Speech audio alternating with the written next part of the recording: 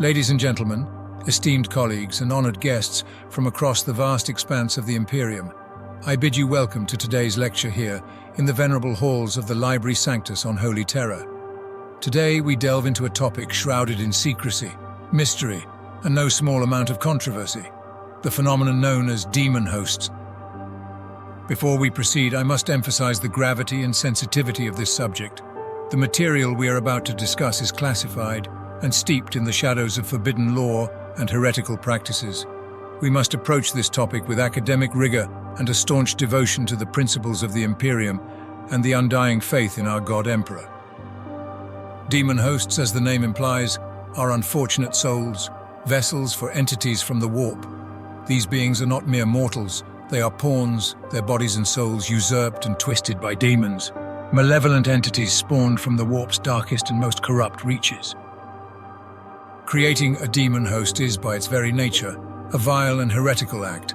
It involves forbidden rituals, uttering dark incantations, and breaking the sacred boundaries that separate the material realm from the tumultuous sea of souls.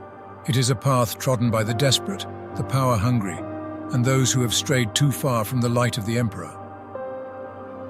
And yet some within the Imperium, even within the Inquisition itself, believe that demon hosts can be wielded as weapons against the very forces of chaos they originate from. They argue that the power of a demon, adequately contained and directed, can be a formidable tool in the eternal war against heresy, xenos, and the myriad threats that assail humanity from all sides.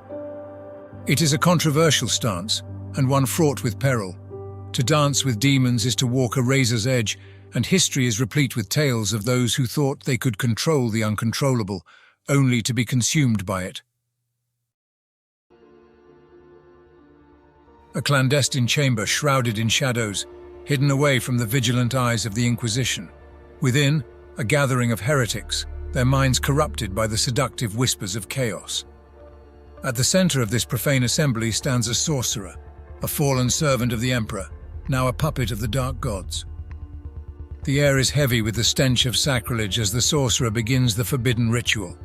The words he speaks are ancient, their origins lost to the annals of time. They echo through the chamber, resonating with the malevolent energy of the warp. The very fabric of reality begins to tear, creating a rift between our world and the realm of chaos. From this rift emerges a demon, a creature of pure malevolence and fury. It is a being of the warp, its form ever-shifting, a nightmare made manifest. The sorcerer, his will fortified by forbidden law, seeks to bind this demon to a mortal vessel, a sacrificial victim bound and helpless upon a dark altar.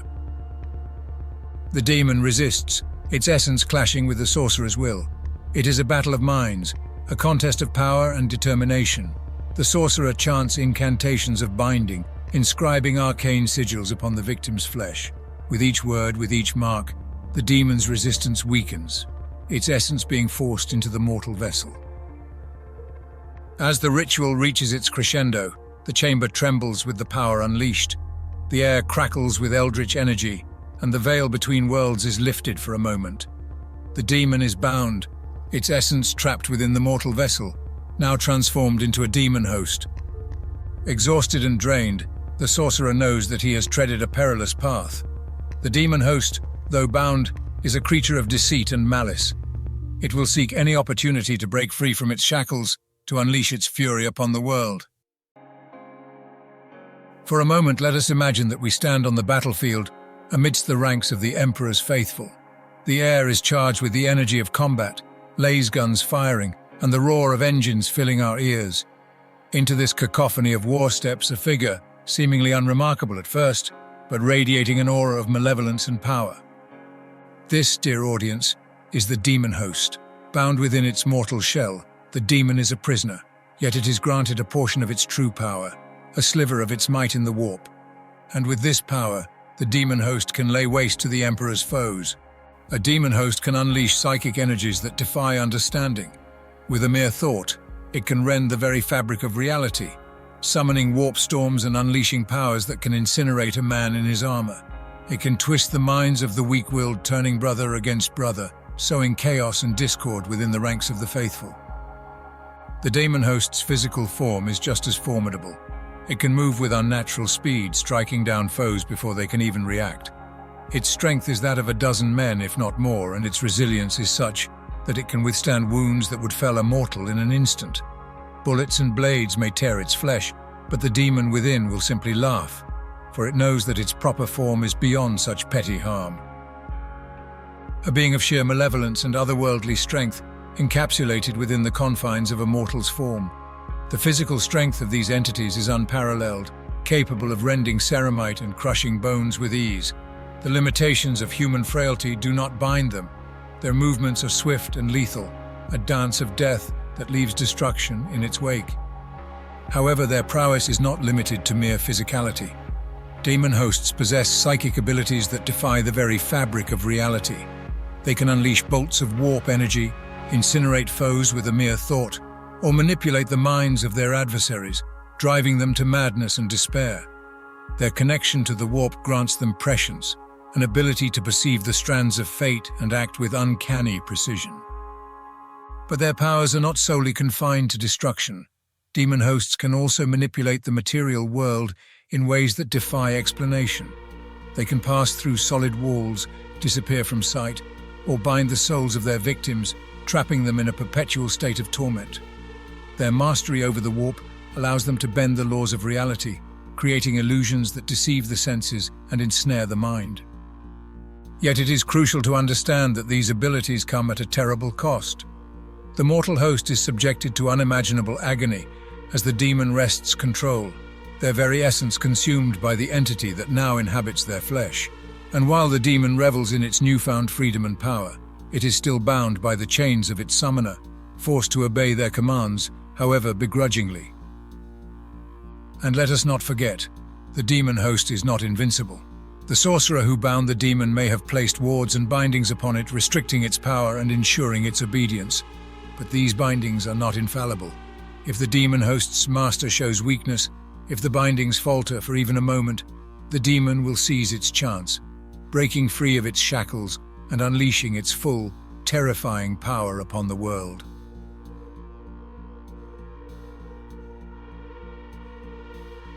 A member of our great Imperium, perhaps a brave soldier, a loyal servant, or even an unfortunate civilian, plucked from their life by forces beyond their comprehension.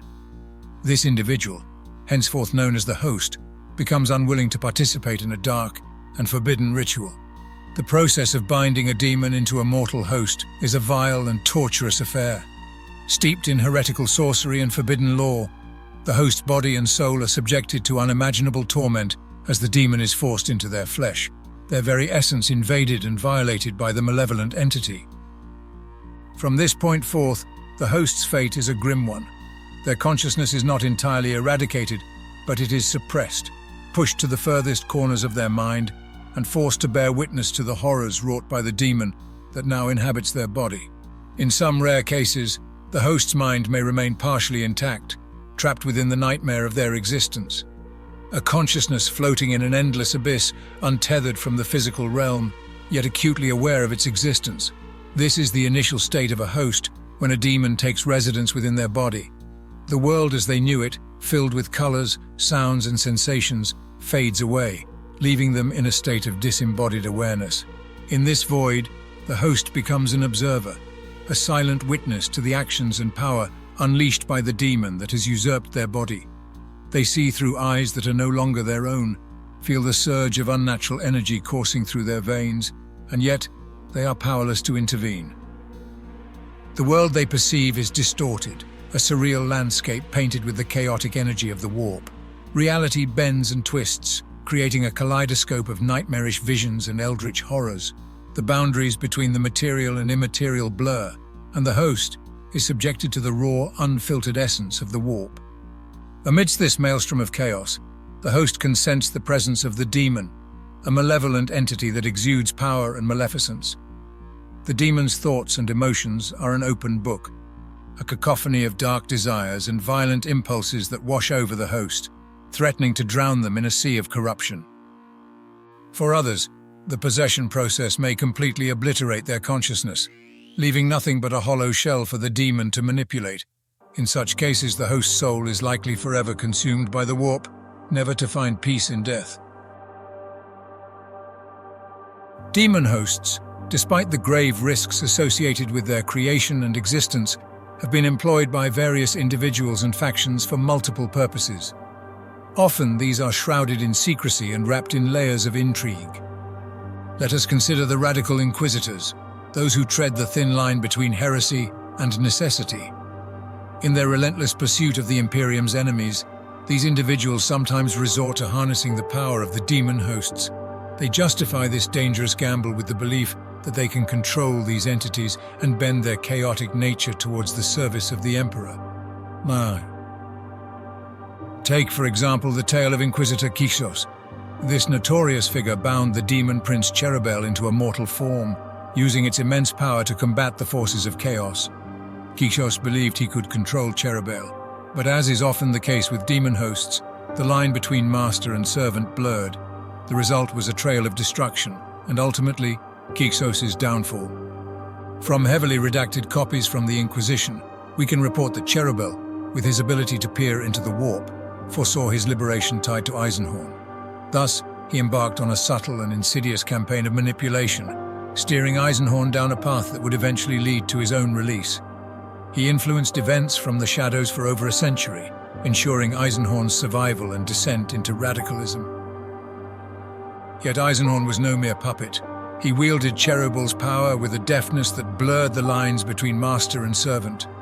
Eisenhorn utilized Cherubel in battles against heretics and demons alike, harnessing the demon host's might to achieve his own ends. Cherubel became an instrument of destruction in Eisenhorn's hands, an entity that even other inquisitors viewed with trepidation. He was unleashed upon heretics, demon hosts, and anyone who posed a threat to Eisenhorn's mission. His most notable feats included the annihilation of the heretic Pontius Glor and his own Daemon host, as well as the decimation of the demon hosts of the Divine Phratery. Of course, the forces of chaos are no strangers to the use of demon hosts.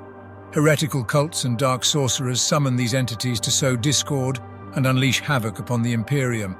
In these instances, the demon is less a servant and more a willing participant in the carnage, with the host's body serving as a mere vessel for their malevolent intentions.